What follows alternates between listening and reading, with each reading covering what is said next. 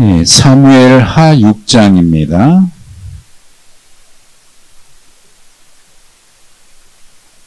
사무엘하 6장.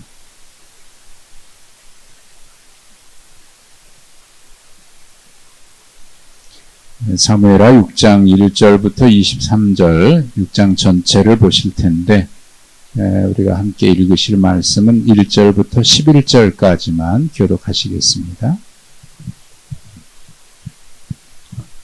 찾으셨습니까? 교독하시겠습니다. 다윗이 이스라엘에서 뽑은 무리 3만 명을 다시 모으고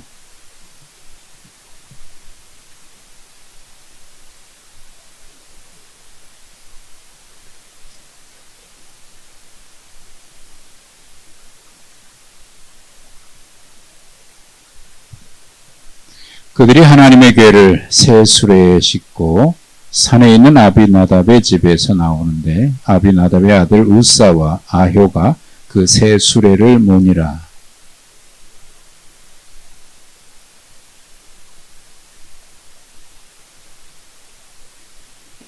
다윗과 이스라엘 온 족속은 잣나무로 만든 여러 가지 악기와 수금과 비파와 소고와 양금과 재금으로 여호와 앞에서 연주하더라.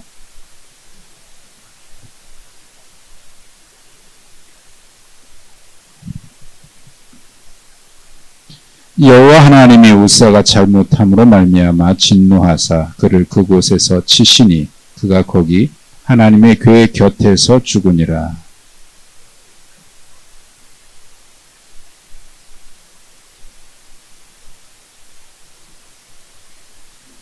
다윗이 그날에 여호와를 두려워하여 이르되 여호와의 궤가 어찌 내게로 오리요 하고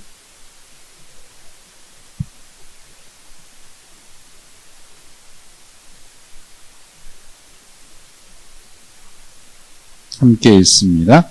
여호와의 궤가 가드 사람 오벳에돔의 집에 석 달을 있었는데 여호와께서 오벳에돔과 그의 온 집에 복을 주시니라. 아멘. 오늘 평안들 하셨습니까? 이번 주 추석 지나고 나니까 이번 주부터 아침 저녁에는 갑자기 겨울이 온 것 같은 그게 쌀쌀해졌어요. 막 춥더라고요. 그래서 혹시 아직도 더울지 모르니까 여름옷 남겨두고 겨울옷은 아직 끝내지 않아도 되겠지 그랬는데 겨울옷을 찾게 되더라고요. 아침 저녁에는. 낮에는 겨울옷 입기는 조금 그런데 계절이 참 빨리 지나갑니다. 금년에 코로나 맨날 코로나 하다가 보니까 벌써 10월이 됐고요. 금년 뭐 3달밖에 안 남았어요. 왜 이렇게 빨리 가는지. 뭐 한 것도 없이 그냥 코로나 그러다가 가버린 것 같아요. 그래도 한 것 없는 것 같아도 의미 없이 지난 것 같아도 하나님 주신 은혜가 있었고요. 또 하나님 우리와 함께 계셔서 뭐 큰 거 이런 거 없는 것 같아도 이렇게 돌아보면 그저 소소한 일상에서 하나님 주신 은혜를 경험한 게 있고 또 그렇게 이겨온 것 같아요. 그렇죠? 사실 우리가 뭐 무슨 일 했나 안 했나 이렇게 물어보면 가장 먼저 머리에 스치고 지나가는 것은 내가 무슨 얼마나 큰 일을 했을까 이런 생각이 먼저 드는데 사실은 큰 일이라고 하는 게 따로 있는 게 아니겠죠. 하나하나 우리에게 주어진 일상에서 성실하게 살아가는 것이 하나님 앞에 큰 일이고 또 그것이 하나님이 보고 계시는 우리의 삶이니까 그 속에서 하나님을 영화롭게 하는 그런 모습들이 우리에게 있으리라고 분명히 믿습니다. 아무튼 오늘 저녁에 나와서 이렇게 뵈니까 지난 추석 한 주를 수요 기도회 안 했는데 굉장히 오래간만에 뵙는 것 같은 그런 느낌이네요. 그렇죠? 안 그러세요? 자, 오늘은 우리가 사무엘하 6장 왔는데, 성경의 인물들 가운데 특징적인 것들이 있어요. 예를 든다면, 우리가 사무엘을 보고 있습니다만, 사무엘 선지자 그러면 떠오르는 이미지가 있습니다. 사무엘은 무슨 사람, 이렇게. 사무엘 하면 왠지 모르게 기도의 사람이라는 생각이 들어요. 요즘에는 안 보입니다만, 예전에 버스 운전석 앞 유리 같은데, 기도하는 사람, 이렇게 사진 그림인지. 근데 볼 때 저는 그게 남자인지 여자인지 헷갈릴 만큼 아주 이쁘게 그려놓은, 그게 나중에 보니까 기도하는 사무엘이라 그러더라고요. 그림을 그렇게 붙여놨어요. 그래서 그런지 모르지만 사무엘 하면 기도의 사람, 이런 이미지가 있습니다. 아마도 그거는 사무엘이 내가 기도하기를 쉬는 죄를 범치 안 하겠다라고 하는 그런 말씀과 연결이 된 거 아닌가라는 생각이 들어요. 사무엘 하면 기도의 사람, 뭐 이런 이미지가 있습니다. 다윗 하면 어떤 사람일까요? 어떤 이미지가 가장 크게 다가옵니까? 다윗은 예배하고 연관이 많은 것 같아요. 그래서 그 찬양 사역팀 가운데 다윗의 장막이라는 그런 팀이 있어요. 팀인지 잘 모르겠습니다만 다윗의 장막, 예배와 관련된 사역들을 할 때 다윗의 장막. 다윗이 예배의 사람이라고 하는 이미지가 떠올리게 된 것은 물론 시편에 보면 대부분이 다윗이 예배와 관련된, 찬양과 관련된 그런 고백들이 많습니다만은 오늘 본문에서 오늘 본문의 이 사건이 다윗을 예배의 사람이라고 하는 그런 이미지를 갖게 되는 중요한 역할을 한 것 중에 하나가 오늘 본문이 아닐까 싶어요. 언약궤를 예루살렘으로 모셔올 때 그 앞에서 찬양하고 춤췄던 이 모습이 다윗의 모습이다. 근데 이제 그거 오늘 본문 후반부에 6장 후반부에 있습니다만은 오늘은 지금까지하고 좀 다르게 그동안 가로놓기 하고 이렇게 했는데 오늘은 질문만 제가 쭉 한 10가지 정도 던졌어요. 그리고 질문을 통해서 여러분과 함께 말씀을 좀 함께 나눴으면 좋겠다. 미리 오신 분들은 주관식 시험 준비하시느라고 수고들 많으셨습니다. 조 집사님 다 쓰셨어요? 못 쓰셨어요? 예. 우리 신권사님 답 많이 쓰신 것 같은데, 네. 답은 없어요. 예. 우리 함께 나누자 하는 겁니다. 자, 우선 큰 그림으로 오늘 본문의 내용을 좀 이렇게 훑어보면, 예루살렘에 이제 통일 왕국을 다윗이 이루고, 예루살렘에 이제 정착을 하게 되죠. 그래서 다윗이 오늘 본문 1절에 보면, 1절, 2절에 보면은 바알레 유다로 가서 하나님의 궤, 법궤 혹은 언약궤를 예루살렘으로 옮겨오는, 여기는 바알레 유다라고 되어 있습니다만은 이것이 사무엘상 6장 19절부터 7장 2절에 있는 말씀을 보면 기럇 여아림하고 같은 지명 이름입니다. 그 지명 이름을 이렇게 달리 또 표현되어 있기도 해요. 거기에 가서 예루살렘으로 이 언약궤를 옮겨올 생각을 하게 됩니다. 그래서 이를 위해서 다윗이 여러 가지 준비를 하죠. 어떤 준비들을 했습니까? 바알레 유다로 가서 하나님의 언약궤를 옮겨오기 위해서 다윗이 준비한 일들은 1절, 2절에 그 준비한 일들이 나오죠. 이스라엘에서 3만 명을 뽑아요. 무리 3만 명을 뽑고 그 무리들을 모읍니다. 그리고 2절에 자기와 함께 있는 모든 사람들을 거느리고 바알레 유다로 기럇 여아림으로 가죠. 그리고 하나님의 궤를 옮겨오는데 또 준비한 것들이 여러 있죠. 뭐 준비했습니까? 새수레에다 싣죠. 그리고 그동안 아비나답의 집에 오랫동안 있었습니다. 거기 이제 참고로 사무엘상 6장 19절에서 7장 2절의 말씀을 거기다가 참고로 했는데, 그거 한번 볼까요? 사무엘상 6장. 우리가 본 것인데, 금년 연초에 봤지요.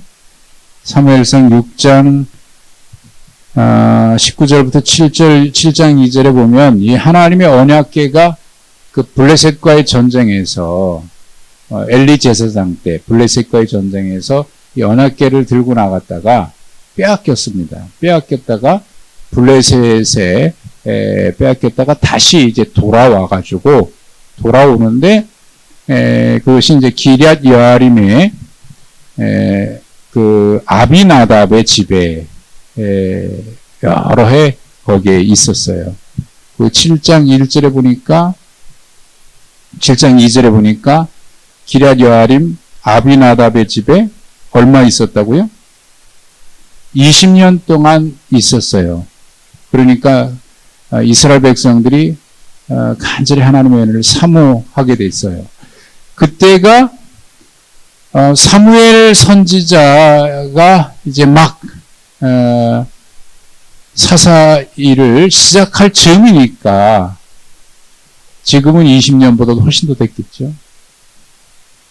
그때로부터 지금까지 합하면 학자들의 견해를 보면 사무엘의 사역, 그다음에 다윗이 지금까지 지내온 일들 쭉 보면 도합 한 50년 정도는 기럇 여아림에 있었다고 봐요. 아비나답의 집. 50년 동안 거기에 머물렀었어요. 근데 그 일을 지금 다윗이 하려고 하는 겁니다. 이게 굉장한 일이죠. 누구도 신경 안 썼는데 다윗이 왕이 되고 통일왕국을 이루고 나서 예루살렘에 정착한 다음에 가장 먼저 언약궤를 모셔오는 일을 합니다.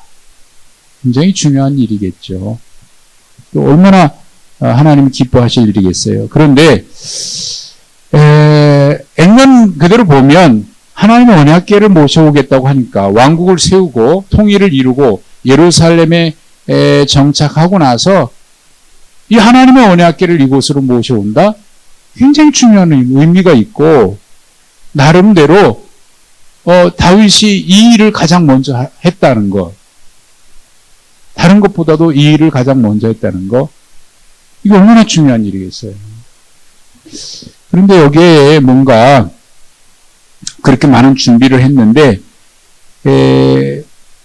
3만 명 젊은이를 뽑아서 데리고 가고 또 그와 함께한 사람들 데리고 가서 새수레를 싣고 왔다 하니까 새수레도 준비했다는 거 아닙니까? 뭐 이런 거 저런 거 준비한 걸 보면 정성껏 준비한 것 같아요. 근데 여기에서 원치 않는 일이 터지잖아요. 발생하잖아요. 이게 뭐 단지 우사가 언약궤가 흔들리는 거, 떨어지는 거 잡다가 죽은 거, 그 일만일까? 여기 뭐 다른 일은 없을까? 하는 일을 좀 생각해 보게 됩니다. 그래서 여기서 잘못된 것을 우리가 좀 찾아볼 필요가 있습니다. 그냥 보면 아주 잘한 일인 것 같고요. 굉장한 일이잖아요. 누구도 하지 않았던 일이고. 왕이 된 다음에 할 일도 많았을 텐데 통일을 이루고 나서 가장 먼저 이 일을 했다. 이게 좋은 일이잖아요. 근데 거기에 뭔가 좀 문제가 있어 보입니다. 그걸 좀 살펴볼 필요가 있는데 먼저 그것을 살펴보기 위해서 민수기 4장 15절을 한번 찾아볼 필요가 있습니다. 민수기 4장 15절 한번 찾아서 한번 읽어보십시다. 누가 읽어주시면 좋겠네요. 민수기 4장 15절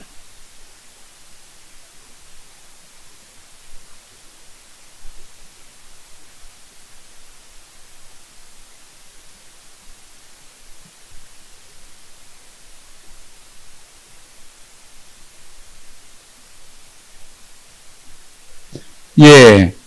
이 민수기는, 연초에 한번 민수기에 대한 전반적인 말씀 한번 드린 적이 있는데, 이스라엘 백성들이 애굽에서 나와서 광야를 걸어갈 때, 애굽을 향해, 약속의 땅을 향해서 걸어가는, 그 여정에 대한 이야기인데, 이 말씀은, 이스라엘 백성들 옮길 때에 하나님의 언약궤, 장막, 성막과 이런 모든 성물들을 어떻게 옮기는지, 특별히 거기서 언약궤를 어떻게 옮기는지에 대한 말씀인데, 그 중에 오늘 본문의 말씀이 있는 겁니다.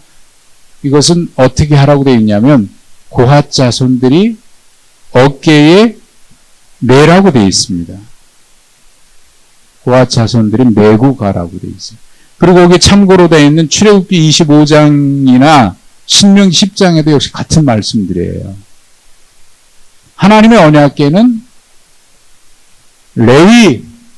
레위인들이 그 언약궤를 어깨에 메고 걸 수 있는 데가 있습니다. 그 고리에 걸어서 어깨에 메고 걸어가야 돼요. 그리고 성물들은 만지지 말라. 이것이 이스라엘 백성 오래전부터 이미 하나님께서 모세를 통해서 준 율법이에요. 언약궤는 그렇게 옮겨야 돼요. 근데 오늘 그 다윗이 한 일을 보면, 다윗이 한 일을 다시 이제 보십시다. 사무엘하. 다윗이 준비한 일들을 아까 보셨죠? 어떤 일들을 준비했나요? 많은 사람들을 동원했어요. 그리고 언약궤를 어떻게 했다고요? 새 수레에다가 실었어요. 그리고 아비나답의 집에서 나오는데, 아비나답의 두 아들 우사와 아요가 새 수레를 모는데 4절에 아비나답의 집에서 하나님의 궤를 싣고 나올 때에 아요는 궤 앞에서 가고, 그 다음에 우사는 아마 궤 옆에 있었겠죠.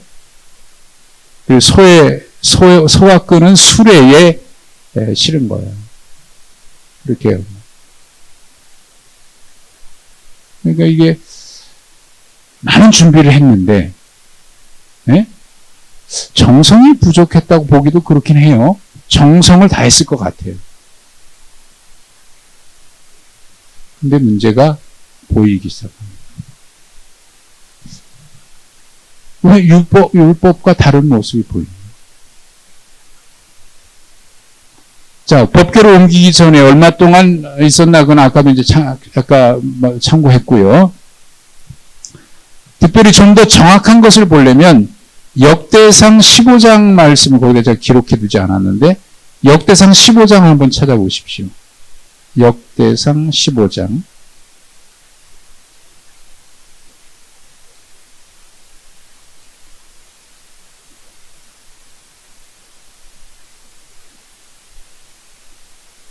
역대상 15장 13절 15절.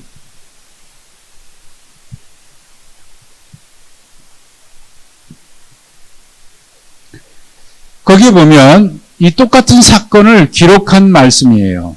언약궤를 다윗이 옮기는 그 사건을 기록한 내용인데, 15장 13절부터 15절에 보면 이런 말씀이 있습니다. 전에는 너희가 매지 아니하였으므로 우리 하나님 여호와께서 우리를 찢으셨으니 이는 우리가 규례대로 그에게 구하지 아니하였음이라 하니, 이에 제사장들과 레위 사람들이 이스라엘 하나님 여호와의 궤를 메고 올라가려 하여 몸을 성결하게 하고, 모세가 여호와의 말씀을 따라 명령한 대로 레위 자손이 채에 하나님의 궤를 꿰어 어깨에 매니라. 자, 첫 번째는 매지 않고 갔어요. 그러다가 이제 우사가 죽는 사건이 일어나죠. 그리고 나서 몇 개월 뒤에 다시 옮길 때에 그때 비로소 이 얘기가 나온 거예요. 아, 전에는 우리가 이렇게 안 했는데 이렇게 하자. 그러고 레위인들이 어깨 메고 가는 거예요. 그러니까 그대로 이게 이제 하나님의 율법인데 이대로 하지 않았다는 거잖아요. 그러니까 이 사건이 일어나는 배경에 이런 것이 있었습니다. 자, 그 다음에 우선 이제 그 큰 그림으로 보는 거니까 2번에 보면 하나님의 길을 옮기는 과정에서 어떤 일이 일어났습니까? 이렇게 해서 옮겼는데 6절과 7절 어떤 일이 벌어졌죠? 낙원의 타작마당에 가는데 갑자기 소가 뛰어요. 왜 뛰었는지 모르겠어요. 그 이유는 설명이 없습니다. 왜 뛰었는지 이유는 없는데 갑자기 뛰어요. 그러니까 우사가 손을 들어 하나님의 괴를 붙잡았고 그 일 때문에 하나님께서 우사를 쳐서 하나님의 괴 옆에서 죽는데 거기에 7절에 보면 이런 설명이 붙어 있어요. 여호와의 하나님이 우사가 잘못함으로 뭘 잘못했는지는 잘 모르겠어요. 그런 설명은 없습니다. 뭘 잘못한 거죠? 아니, 그렇게 우사가 하나님 앞에서 그 자리에서 하나님이 치셔서 죽을 만큼 그게 잘못된 일일까? 여하튼 지금 이런 일이 벌어진 거예요. 얼마나 좋은 일이에요. 얼마나 기쁜 일이에요. 네? 복된 일이고 다윗으로 봐서는 다윗 왕으로서는 정말 정성을 다해서 이 일을 추진한 건데 그런데 이 일에 이런 일이 벌어진 거예요. 잘하려고 했는데 정성을 다해서 하려고 했는데 그만 우사가 죽습니다.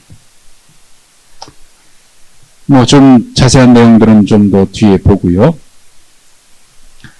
자, 그 일로 인해서 하나님의 괴는 예루살렘으로 올라가지 못하고 누구의 집으로 옮겨가서 얼마 동안 있게 되는데 그게 어디죠?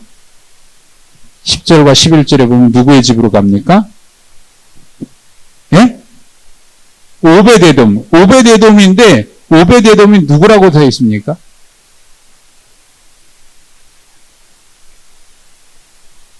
오베데돔이 어디 사람이라고 되어 있죠? 예, 이게 중요해요. 오베데돔인데 오베데돔이 누구 사람이라고 하냐면 가드 사람이라고 되어 있어요. 가드 사람이라고 하는 가드는 어디냐면 블레셋의 5개 도시 가운데 가장 중심 도시가 가드예요. 그러면 오베데돔은 어디 사람이라는 거예요? 이스라엘 사람 아니잖아요. 예? 블레셋 사람인 거예요. 블레셋 사람. 블레셋 사람인데 다윗에게 다윗 시대에 이스라엘로 지금으로 말하면 뭡니까? 다른 나라로 이렇게 가는 거? 뭐죠? 뭐라고 그러죠? 그걸? 망명이야. 이 생각이 단어가 생각이 안 나서. 아무튼 그렇게 해서 다윗에게 충성스러웠던 사람인 것 같아요. 그 시대에 이스라엘에 와서. 아무튼 이 오베데돔의 집에 가드 사람 오베데돔의 집에 이 언약궤가 몇 개월 동안 있게 되냐면 3개월이 있어요. 3개월 있는 동안에 무슨 일이 벌어졌죠? 그 집에 하나님께서 뭘 주셨다고요? 복을 주셨다고 돼 있어요. 이 복을 주셨다는 말이 11절에도 나오고 12절에도 나와요. 하나님께서 오베데돔의 집에 복을 주셨다. 무슨 복을 주셨는지는 잘 모르겠어요. 무슨 복 주셨을까요? 하나님의 언약궤가 우사는 만지다가 죽었는데 오베데돔의 집에는 3개월 있다가 3개월 머물렀는데 오베데돔은 복을 받았어요. 아니 뭐 언약궤를 그 집에 모셨기 때문에 복을 받았는지 그거에 대한 그렇게 직접적인 설명은 없지만 아무튼 복을 받은 거예요. 무슨 복을 받았을까요?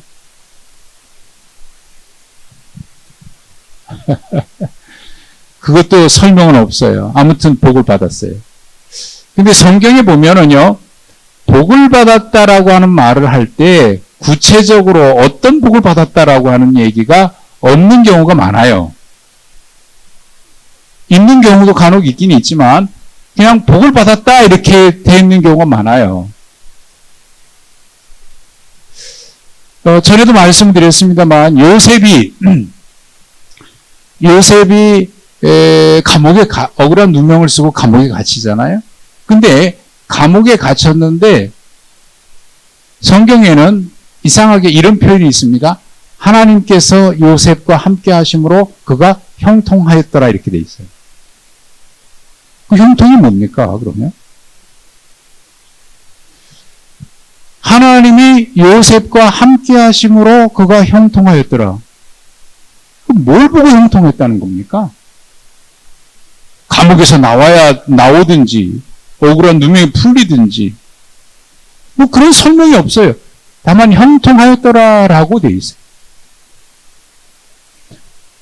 이와 비슷한 표현이 하나님께서 누구에게 은혜를 베푸셨더라라고 할 때 은혜 그렇게 표현되어 있고 뭐 때문에 은혜를 베풀었다라고 하는지 그런 내용들이 설명이 없는 경우가 많아요.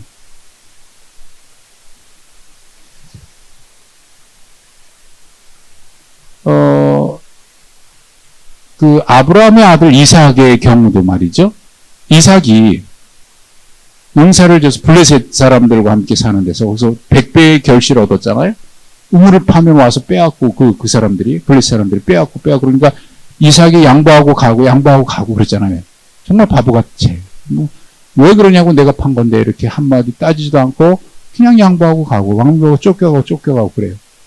근데 하나님께서 그 이삭에게 복을 주셔서 나중에 블레셋 사람들이 와가지고 뭐라고 얘기하냐면 우리가 당신을 보니까 하나님께서 당신과 함께 하셔서 정말 복받은 사람입니다라는 얘기를 해요. 뭘 보고 복받았다고 얘기할 거야? 하나님이 함께 하셨다고 얘기하는 걸까요?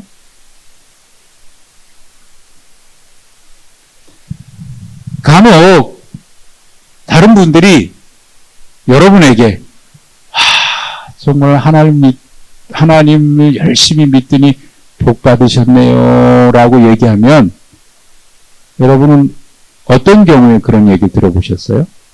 혹시 들으신 적이 있다면? 들으신 적 없으세요? 복 안 받으셨어요? 그럼 축복 안 받으셨어요? 그러면 다 축복 받았다고 그러던데 뭘 보고 축복 받았다고 얘기하는 겁니까? 우리 일반적으로 우리가 복 받았다 그럴 때 생각하는 것들이 있지만 성경은요 그렇게 구체적인 얘기 하잖아요. 다만 사람들이 여기 성경에 여호와께서 오베데돔과 그 집에 복을 주셨다라고 하는 이 말은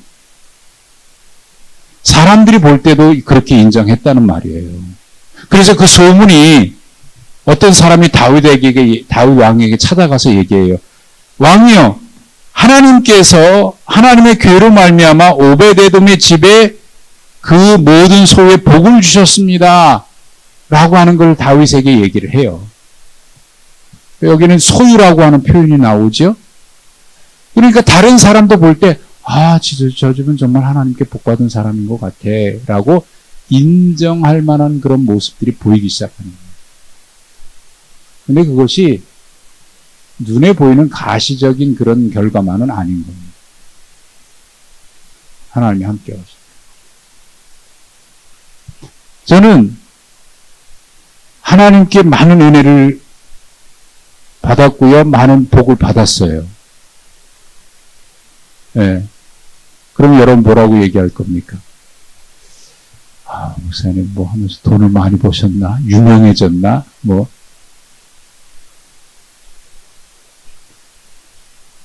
그런 거는 중요치 않아요. 제가 그렇게 고백할 수 있는 것은 그저 하나님과 함께 살아가니까 참 모든 것이 축복인 거예요. 하나님과 함께 살아가는 그 자체가.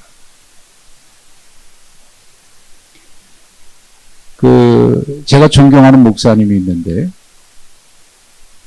저에게 목회적인 많은 도움도 주시고,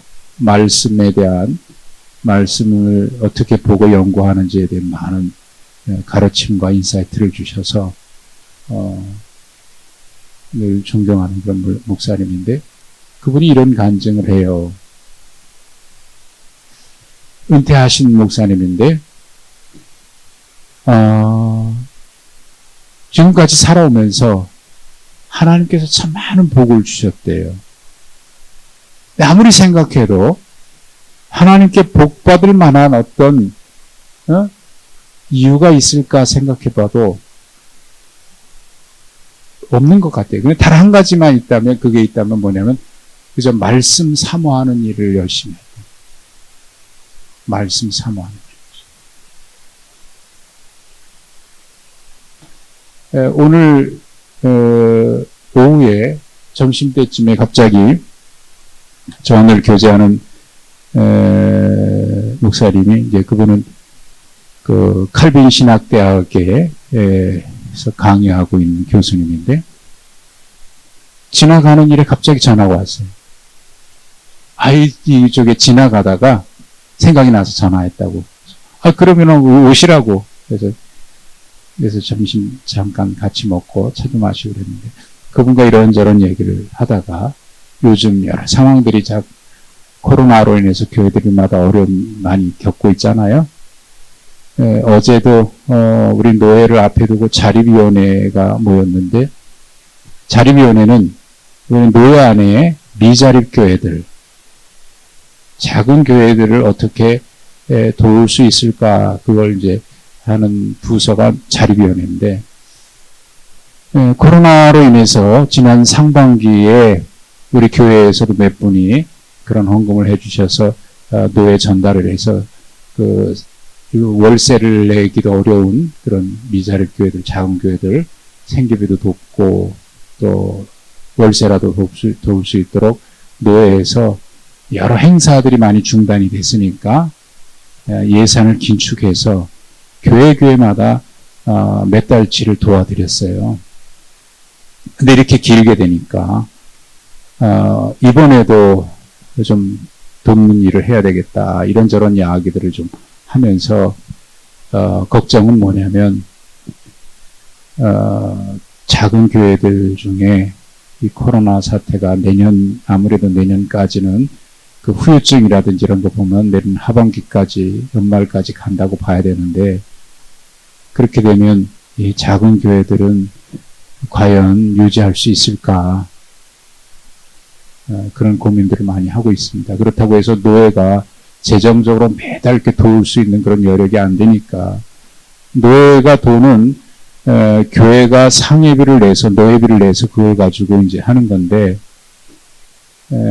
이게 한계가 있다, 이렇게 고민들을 하고 있는 겁니다. 문 닫을 교회들이 많이 생길 거다. 우리 교단이 그래도 한국 교회에서는 가장 큰 교단 중에 하나인데, 건강한 교단 중에 하나인데, 작년 연말까지 통계를 보니까 우리 교단에 있는 교회들이 전체 교회를 다 교인 수를 평균 내보니까 우리 교단 한 교회 평균 교인 수가 50명이에요. 평균 교인 수가. 50명 이하 되는 교회가 50%예요. 반 정도가 50명이 안 되는 교회예요. 우리 교단이. 이게 상당히 지금 어려움을 겪고 있다.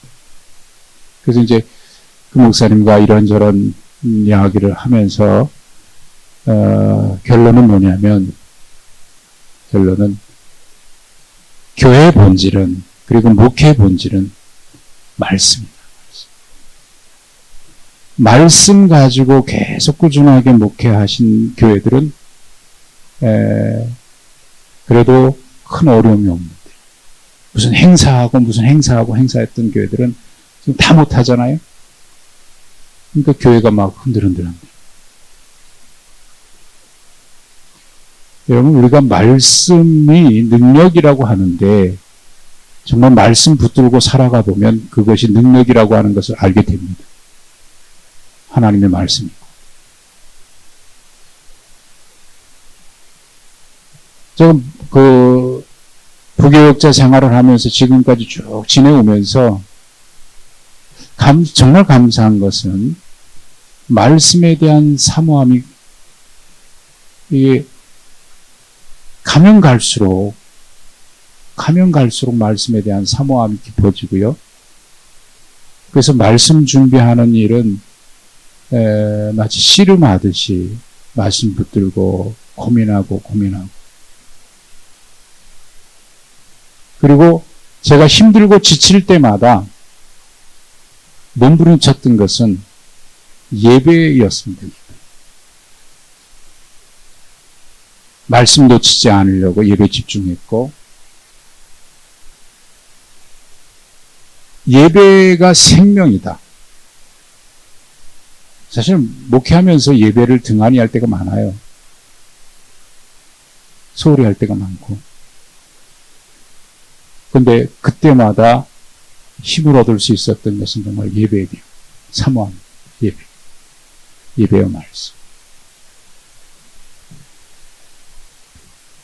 이 집에 복을 주셨다. 어떻게 무슨 복을 주셨는지 몰라요. 그러나 단 한 가지 성경이 얘기하고 있는 것은 언약궤 때문에 복을 받았다라고 직접적으로 얘기하지는 않지만 아무튼 그 일로 인해서 그 집에 복이 된 거예요. 오베데돔의 집에 복이 된 거예요. 여러분, 하나님과 함께 살아가는 사람에게 주시는 축복이 있습니다. 어떤 것인지라고 물어보지 마십시오.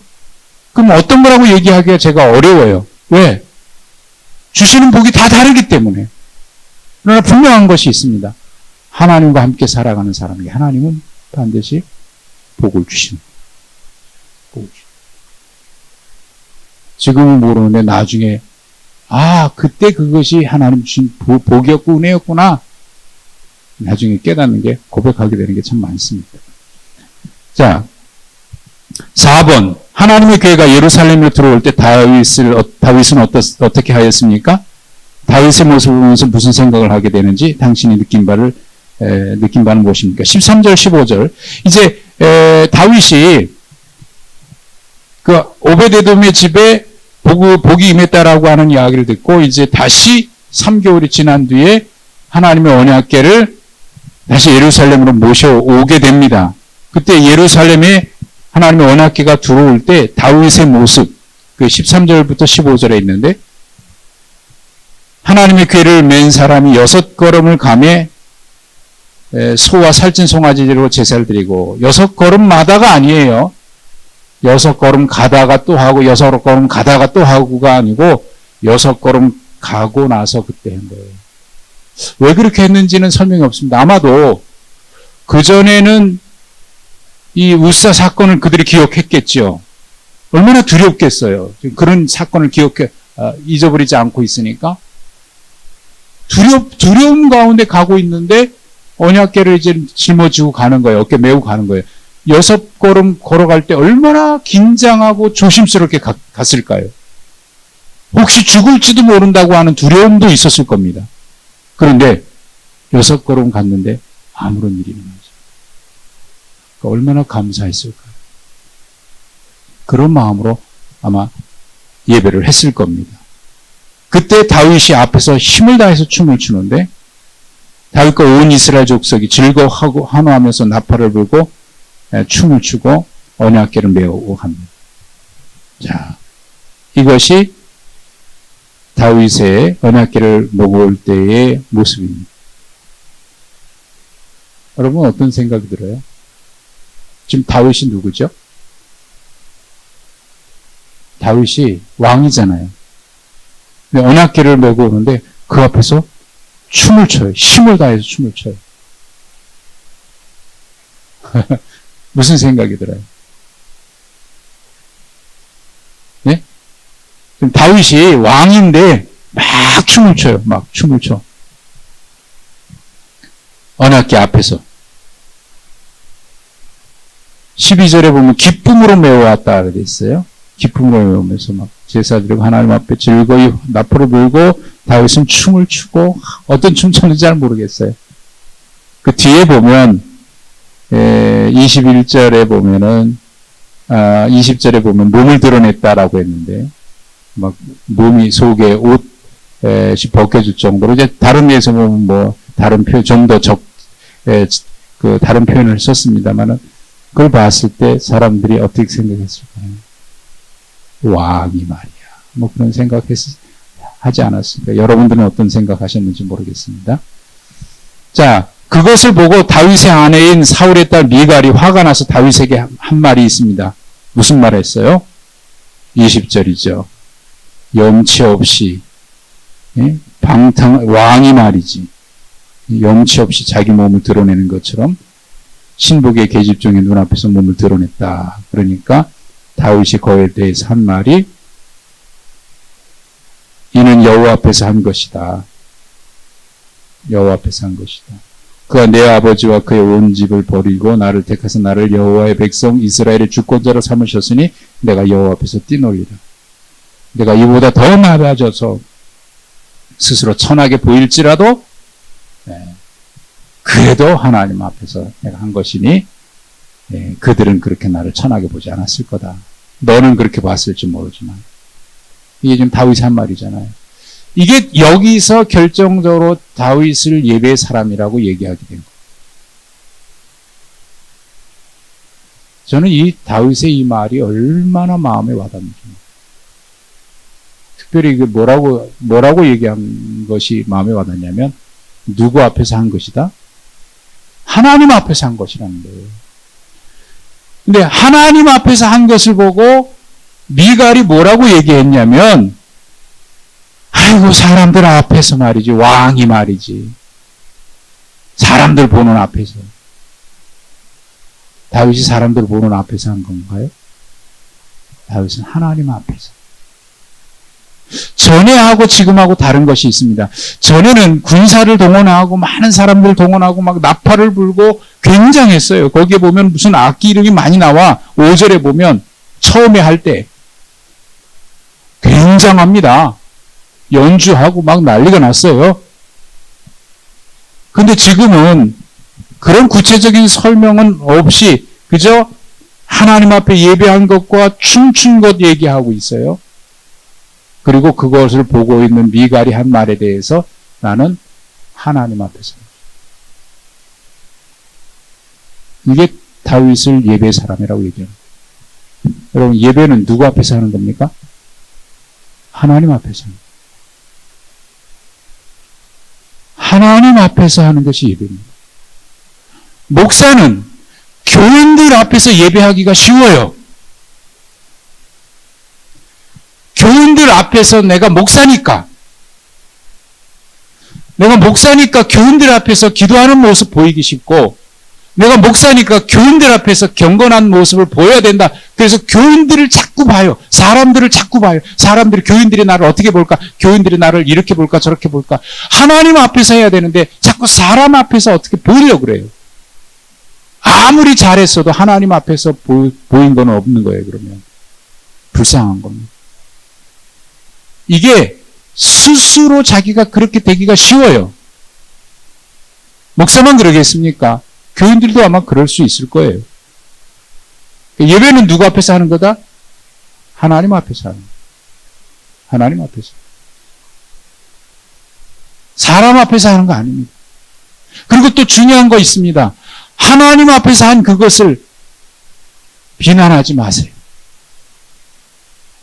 다를 수 있습니다. 내가 생각하는 거하고 다를 수 있습니다. 비난하지는 마세요. 왜? 하나님이 받으셨으면 내가 그거 비난하면 안 되는 거예요. 그리고 그것이 하나님이 평가하실 일이지. 물론 다른 사람에게 해를 끼치고 교회 분열을 일으키고 다른 사람을 시험에 들게 하고 그러면 안 돼요. 그래서 고린도전서에서는 예언이나 방언이나 모든 것 다 무엇을 위해서 하라고 그러냐면 덕을 세우라고 그러거든요. 덕이 되지 않으면 삼가하라는 거거든요. 그러니까 모든 것은 하나님 앞에서 하는 거예요. 그러니까 이 다윗이 첫 번째 실패가요. 이 우사가 죽은 거죠. 어쩌면 제가 볼 때는 우사가 죽은 것은 우사의 잘못이기보다는 다윗의 잘못이에요. 다윗이 첫 번째 그렇게 할 때 마치 그것을 하나님의 언약궤를 물건 다루듯이 옮겨왔어요. 술에 실었어요. 술에 실는 거는 블레셋 사람들이 그렇게 했었어요.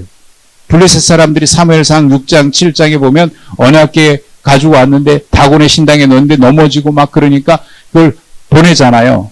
보낼 때 새수레에다가 젖대지 않은 소에다 싣고 이렇게 하니까 가잖아요. 그때 그렇게 했어요. 그 사람들은 모르니까 그렇게 한 거예요. 자기 나름대로 최선을 다한 거예요. 그러나 다윗은 아니잖아요. 율법을 아는 사람이고 이스라엘 사람이고 여기 막 나팔을 불고 굉장했죠. 어찌 보면 그것은 하나님을 위해서 한 게 아니고 자기 영광을 위해서 한 거예요. 자기 영광. 왜? 예루살렘에 옮긴 것도 어쩌면 이곳이 여호와의 언약궤가 있는 곳이라고 해서 중심을 삼고 싶은 그런 마음도 그의 마음속에 없지는 않았을 거예요. 그것을 어디에서 보면 알 수 있냐면 7절에 보니까 우사가 죽고 난 다음에 다윗의 반응이 나와요. 다윗이 뭐라고 되어 있습니까? 여호와께서 우사를 치심으로 다윗이 뭐 했다? 7절에 여호와께서 우사를 치심으로 다윗이 뭐라고 했다고요? 분하여 7절 죄송합니다. 8절 우사를 치심으로 다윗이 뭐 했다? 분했다. 뭐 화났다는 거 아니에요? 화났다는 거. 여러분 가인과 아벨이 예배했을 때 하나님이 아벨의 예배 받으셨는데 가인이 자기 예배 하나님 안 받으시는 거 보고 어땠다고요? 그때도 화났어요. 다윗이 왜 화났는지 모르겠어요. 그러면서 9절에 보면 다윗이 그날에 여호와를 두려워하여 이르되 여호와의 궤가 어찌 내게로 오리요. 여기 내게로 오리요라고 하는 말이 좀 더 정확하게 표현하면 나를 위하여 오리요. 그러니까 지금 다윗의 마음속에는 하나님의 언약궤를 모셔오는데 자기를 위해서 한 거예요. 자기를 위해서. 자기 왕권 강화하고 하기 위해서. 여러분, 우리가 자기 자신을 속일 수가 쉬워요. 속이면서도 자기 스스로 속는 경우가 많아요. 하나님의 영광이냐 자기 영광이냐 이거 잘 분간 안 됩니다. 하나님의 영광이라고 했는데 그 속에 나의 영광인 경우가 많아요. 이걸 그래서 정확하게 늘 하나님 앞에 자기 자신의 내면을 보아야 되고 하나님 앞에 대면해봐요. 그런데 지금 이제 그 첫 번째 실패 이후에 달라진 게 있어요. 하나님 앞에서는 내가 그렇게 조롱받아도 상관없다는 거예요. 왜? 하나님을 위해서 한 것이니까. 하나님을 위해서 한 거니까. 네가 볼 때 나를 이렇게 뭐 채통이 없고 뭐 왕으로서 뭐 그런 거 권위도 없고 다 잃어버렸다. 상관없어요. 하나님 앞에 네가 무슨 왕의 권위를 세워 뭐 하겠습니까? 하나님 앞에서 목사의 권위가 중요합니까? 하나님 앞에서 직분의 권위가 중요합니까? 하나님 앞에서 내 체면이 중요합니까? 하나님의 체면보다 내 체면이 더 중요합니까? 아니잖아요. 이 문제는 굉장히 중요한 문제입니다. 다윗이 달라졌어요. 실수했어요. 그러나 실수보다 더 중요한 건 실수를 통해서 깨닫는 겁니다.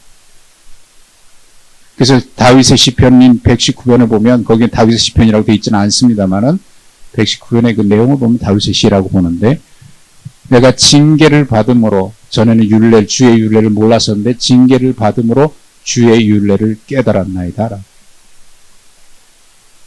여러분 깨닫는 게 축복이고 실수보다 더 중요한 건 실패를 통해서 새롭게 알아가는 거예요. 그래서 다윗은 고난이 축복이라고 얘기합니다. 자, 그 얘기를 지금 쭉 한꺼번에 시간 때문에 그냥 한꺼번에 얘기해보면 가슴으로 본문 읽기에 보면 다윗은 왜 하나님의 궤를 예루살렘에 옮기려고 했을까? 거기에 신앙적인 목적도 있고 정치적인 목적이 뒤섞여 버린 거예요. 신앙적인 목적 분명히 있습니다. 그러나 거기에 정치적인 목적이 섞여 있는 거예요. 자기도 모르게 들어가요.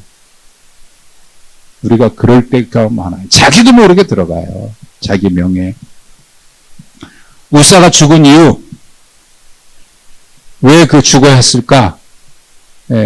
좀 우사는 억울했는지 모르겠어요. 그러나 우사의 집에서 아비나답의 집에서 50년 동안 하나님의 언약궤가 머물렀거든요. 그렇다고 하면 거기서 많은 것을 배웠을 거예요. 느꼈을 거예요. 그런데 이게 문제입니다. 익숙해지니까 하나님의 언약궤 사사롭게 대하기 시작한 거예요. 여러분, 우리 신앙에 있어서 정말 경계해야 될 게 있습니다. 익숙함입니다. 예배가 익숙해지고 신앙생활에 익숙해지다 보니까 하나님과 친밀함과 헷갈리는 거예요. 여러분, 신앙은 익숙함이 아닙니다. 하나님과의 친밀함입니다. 신앙생활이 익숙해지는 거예요. 교회에서 어떻게 하는 것이 익숙해지는 거예요. 교회에 오면 예배가 어떻게 진행된다는 게 그게 익숙해지는 겁니다. 익숙해지다 보니까 하나님 앞에 예배에 우리의 마음의 태도와 자세와 하나님과의 친밀함은 사라져버리는 거예요. 익숙하니까 다음 순서 뭐지? 어떻게 해야지? 기도는 어떻게 해야 되는 거지? 익숙해요. 그건 생활의 익숙입니다. 신앙의 어떤 종교적인 생활의 익숙함. 그러나 익숙함과 하나님과 친밀함은 같지 않아요. 우사에게서 어쩌면 그런 모습이 있었는지 모르겠습니다.